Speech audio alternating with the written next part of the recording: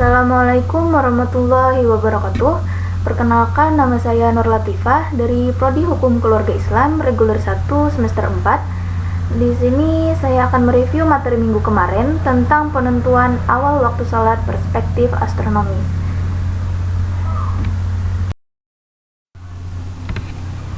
Mungkin kita langsung saja ke pembahasan yang pertama. Yang pertama itu mengenai awal waktu salat zuhur. Jadi penentuan waktu salat zuhur menurut sains atau astronomi yaitu dirumuskan sejak seluruh bundaran matahari meninggalkan meridian. Biasanya diambil sekitar 2 derajat setelah lewat tengah hari.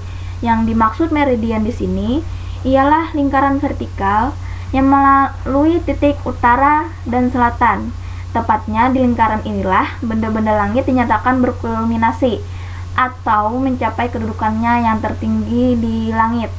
Jadi, ketika matahari tergelincir atau sesaat setelah seluruh bundaran matahari meninggalkan titik kulminasi dalam peredaran hariannya, maka pada saat itulah waktu zuhur.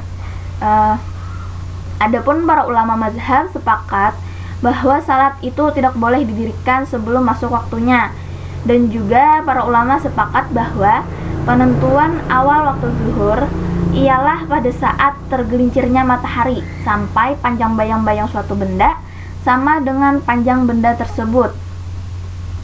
Dan mungkin inilah ilustrasi dari awal waktu salat zuhur atau gambarannya. Baik, selanjutnya mengenai awal waktu salat asar. Penentuan awal waktu salat asar ialah pada saat matahari melintasi meridian. Maka sebuah tongkat yang terpancang tegak lurus di atas bidang datar akan membentuk bayangan yang panjangnya sangat ditentukan oleh tinggi matahari saat berkulminasi. Jadi semakin tinggi posisi matahari, semakin pendek bayang-bayang tongkat tersebut.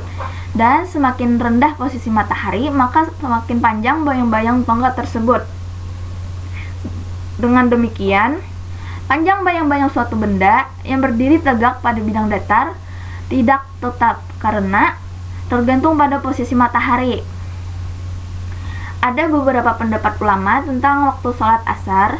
Yang pertama itu menurut Imam Syafi'i, awal waktu asar adalah bila bayang-bayang tongkat panjangnya sama dengan panjang bayangan waktu tengah hari ditambah 1 kali panjang tongkat sebenarnya. Menurut pendapat Imam Hanafi, masuknya awal waktu asar itu ketika bayang-bayang benda ditambah dengan bayangan zuhur atau 2 kali bayangan dari benda. Sedangkan menurut Imam Maliki mengatakan bahwa asar merupakan 2 waktu pertama dimulai dari lebihnya atau dalam ukuran panjang bayang-bayang suatu benda sampai kuning matahari. Jadi kedua sinar matahari ke kuning-kuningan sampai terbenamnya matahari. Dan ini ilustrasi waktu sholat asar. Selanjutnya mengenai waktu sholat maghrib. Jadi waktu maghrib dimulai sejak matahari terbenam sampai hilangnya mega merah atau safak. Secara astronomis, yang dimaksud terbenam adalah ketika seluruh piringan matahari tidak kelihatan oleh pengamat. Artinya, piringan matahari sudah seluruhnya berada di bawah ufuk. Adapun kedudukan matahari saat itu mempunyai jarak zenit 91 derajat atau 1 derajat di bawah ufuk. Di sini ada beberapa pendapat tentang penentuan waktu sholat maghrib. Yang pertama, Imam Syafi'i, Imam Hanafi, dan Imam Hambali berpendapat bahwa waktu maghrib adalah antara tenggelamnya matahari sampai tenggelamnya mega atau sampai hilangnya cahaya merah di arah barat. Yang kedua itu Imam Maliki berpendapat sesungguhnya waktu maghrib itu sempit. Jadi ia hanya khusus dari awal tenggelamnya matahari sampai diperkirakan dapat melaksanakan salat maghrib itu. Yang termasuk di dalamnya cukup untuk bersuci dan azan dan tidak boleh mengakhirkannya atau mengundurkannya dari waktu ini. Dan ini hanya pendapat Imam Maliki saja. Dan inilah ilustrasi atau pemandangan waktu maghrib.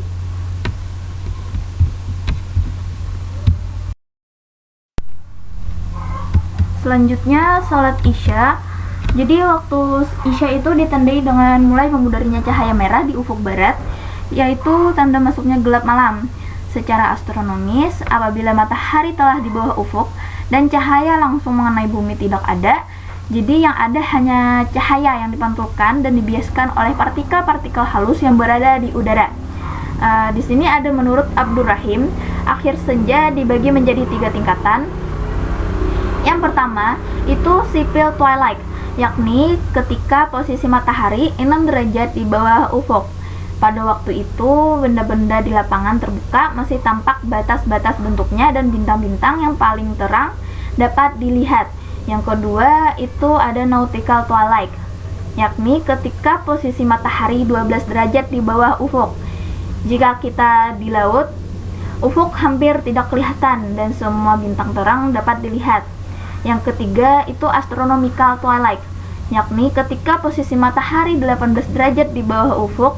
Pada waktu itu gelap malam sudah sempurna, yang menandakan awal waktu Isya.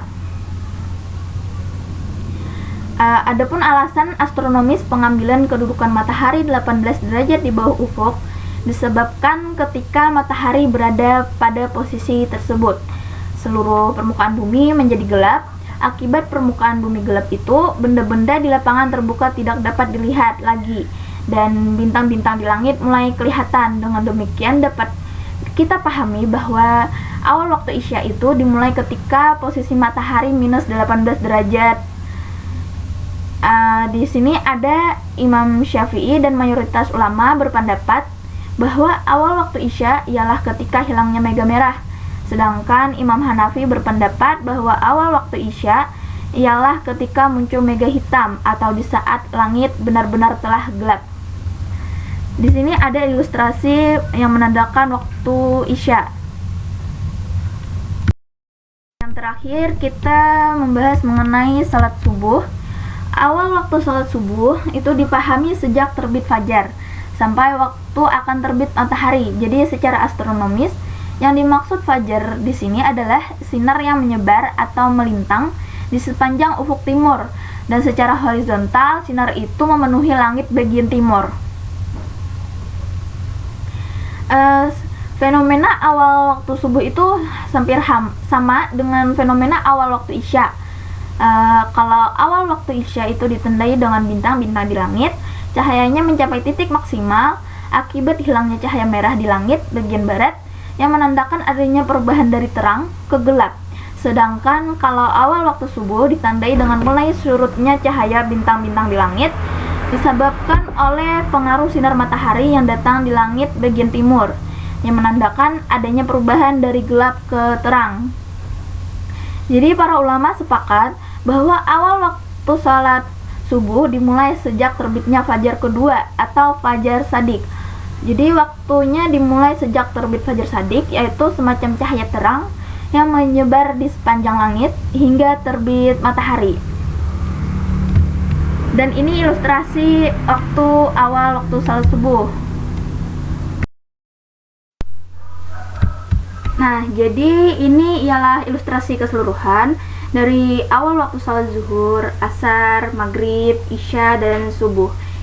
Selanjutnya dapat saya ambil kesimpulan kalau awal waktu salat zuhur itu dimulai sejak matahari tergelincir, waktu asar dimulai sejak bayang-bayang suatu benda sama panjang dengan bendanya atau 2 kali panjang bendanya, waktu maghrib sejak matahari terbenam, waktu isya sejak hilangnya mega merah atau syafaq, dan waktu subuh itu sejak terbit fajar shadiq.